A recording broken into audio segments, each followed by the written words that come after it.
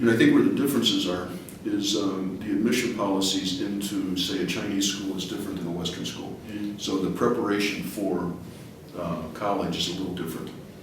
But I think what you're seeing happening is, this is especially as the economy's become global, technology is becoming very dominant, and some of the more traditional areas of study are becoming less relevant, or not less relevant, but they're being overshadowed by more technology-based or whatever, that have a more common platform on a global basis.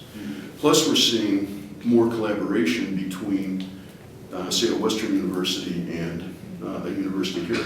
It's like the Xi'an University in Suzhou. You're seeing, schools like Chicago School, Business School is coming in here. So you're seeing collaboration, which is starting to create a more cohesive, homogeneous platform.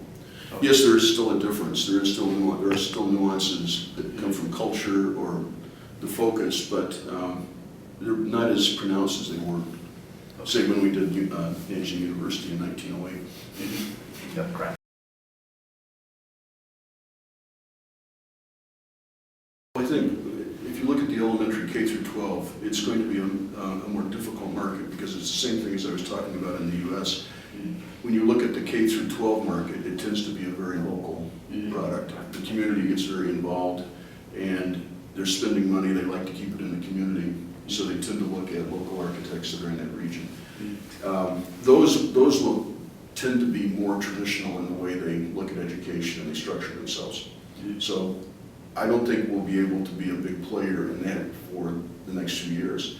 And the K through 12, it really is the international school market, where they're looking for a facility that caters to the expat or even Chinese students that want to prepare for a Western or UK or French or whatever.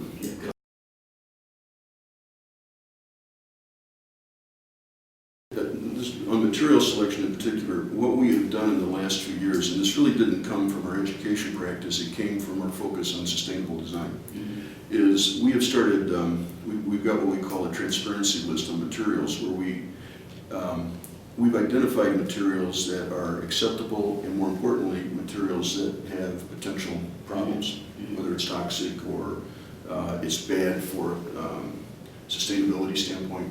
So we've got a list of materials that we are, you can't just generate a list and say that's it. It's got to be a growing list, a living list that you look at all the time. So we do look at materials. We're very aware, especially in education facilities and in healthcare facilities, about the materials we put in there. Just using certain fabrics on a chair some have more toxic chemicals they use. We try to identify those. Now the trouble is, you can't, like I said, it has to be a constant ongoing situation, because things change, new materials come out. So it is a constant effort we're going through.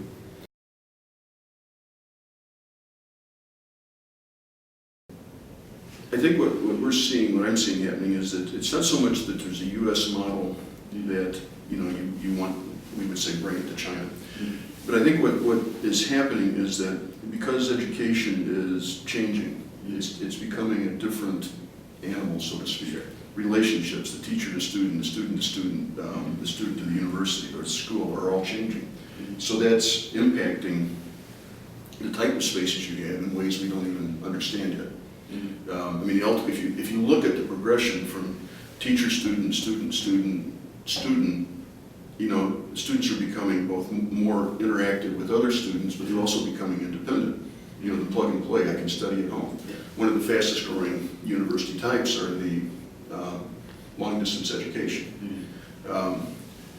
So what we're seeing in the design of facilities is more emphasis on flexibility, being able to adapt to whatever the changes may be. So what that implies is that some of the spaces that had more fixed type seating in a classroom situation, like the Harvard style with the tiered seating, maybe isn't as practical as a more just general classroom where you can change the furniture and change different configurations. Technology allows things to be done a lot different. Part of the reason for a Harvard style room was teacher sat down here, you projected down, the media was very controlled. With plug and play and with technology and with wireless, that becomes less of an issue. So we're seeing, a greater emphasis on flexibility because the education models need that.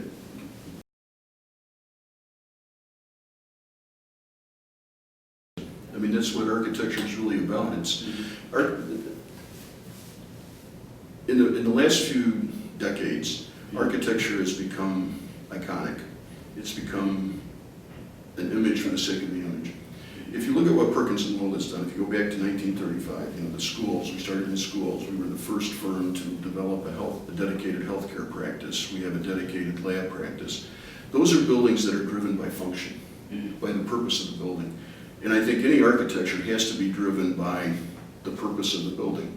So yes, I think for us, when we start a project, it's not about creating an image or creating a mass or creating some iconic sculpture.